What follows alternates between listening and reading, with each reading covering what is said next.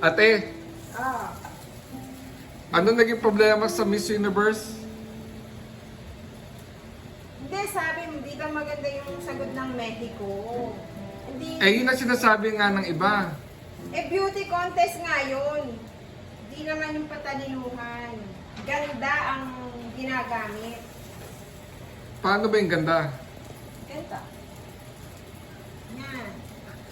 Hindi yung mga sagot. Yung sagot lang, hindi dapat nag-jeopardy na lang sila. Ulitin mo nga, paano yung ganda? Ganyan. Parang exorcist. Ganon.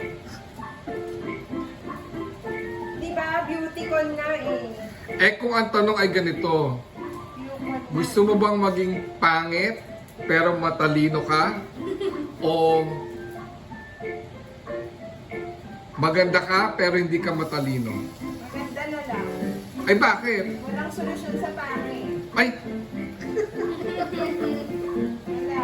Habang buhay yun eh. Ang habang buhay na yan.